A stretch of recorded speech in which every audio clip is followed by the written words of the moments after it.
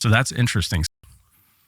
So, okay, but of the hundreds or thousands of shrouds like this that exist, why do we think this one has an image of Jesus on it? Because all of it matches the way in which Jesus was crucified.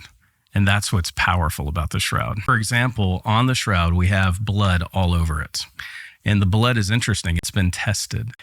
It's type AB blood, which is Semitic blood. The fewest amount of people in the world, only 6% of the world's population has type AB blood. And so this is human blood. It's male blood. It's not blood of an animal. It's not a hoax. You would have to actually kill someone if you were trying to reproduce the shroud, because we have pre-mortem and post-mortem blood all over the shroud. So that's interesting. So this tells us that someone died a torturous death, a death where he was flogged. We see scourges. There are hashes all over the front and back images. What we have is the front on the left, lined up perfectly here in the middle of the camera. We see the face of the crucified man. And what sticks out, you can actually see between rib 5 and 6, a gash in the side. Well, Jesus, we know from John's gospel, he is penetrated through rib 5 and 6 by a spear. And that spear, John says, blood and water comes out. Well, that's post-mortem blood. We know that blood differs from the other pre-mortem blood on the shroud. So many of these factoids are indicative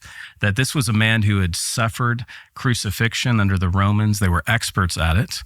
And we see that all of this bears correspondence with what we read in the Gospels about how Jesus died. How do we know that the man pictured on the shroud was crucified? That's a great question, because there are crucifixion nail wounds. You can actually see in the forearms of the crucified man.